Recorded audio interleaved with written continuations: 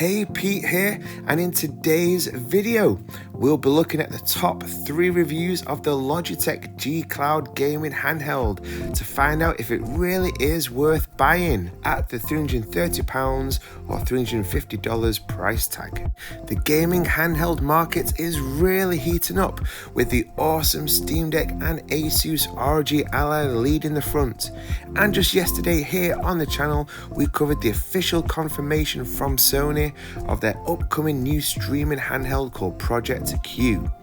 Big shout out to Zocky's Undies Nuts for the kind words on that video, who said thanks for doing the video on it and I'm the man. Well, thanks so much Mr. Nuts, that really does mean a lot.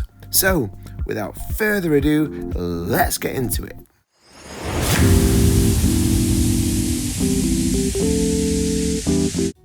And let's start with the always affable tech Spurt, who highly praised the 10-hour battery life and its ability to be cool and whisper quiet due to its streaming capabilities.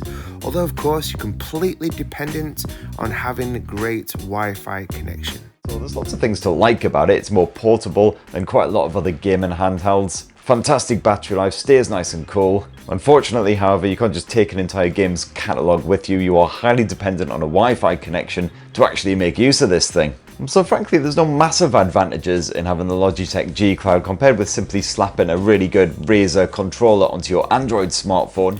The amazing Poiint in his review pointed out the lovely 7-inch display, great controls on how well it works with all the streaming services, but debated whether the price tag was too high, despite the offer of 6 months of free Xbox Game Pass bundled in with the device. So the big question is it worth buying? Well, the pros are it's got a decent screen size, great controls, it feels nice, and it works with all of the gaming services you'd want or need to use. And that's both cloud and local gaming. This is something I can imagine taking with me on holiday where I know I can remote play on my PlayStation 5 or jump onto Game Pass. The only real negative for me is the price. For a device which is aimed purely at streaming games, I feel it's a little expensive. It's currently priced at £330, although there's a limited time offer where you get 6 months of Xbox Game Pass Ultimate included. That's worth about £65. This would then bring the price down to around £265, which doesn't seem so bad and not far off what I think it's worth. I'd say that's a lot of console for the money and will fill the gap of gaming away from your setup.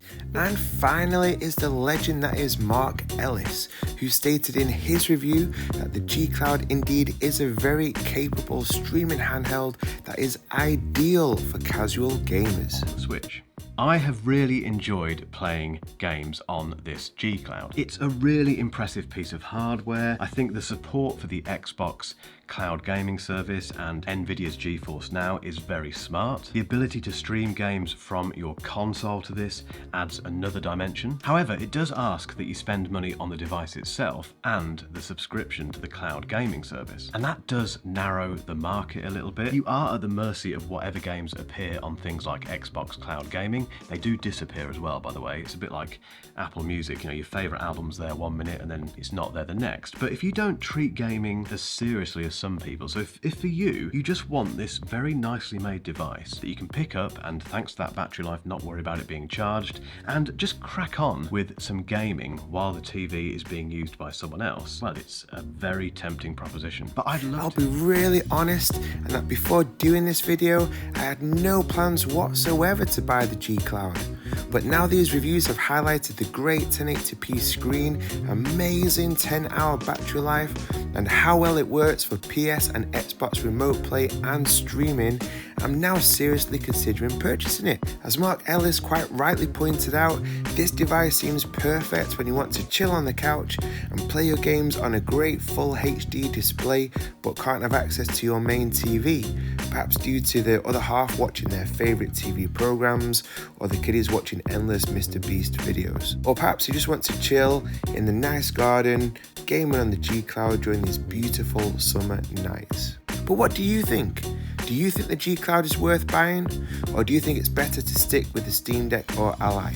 We'll be covering loads of video game and tech news over these next few weeks and months, so make sure to like and subscribe to help us on our way to our next milestone of 500 subscribers. As always, thank you so much for watching, and I'll see you in the next one.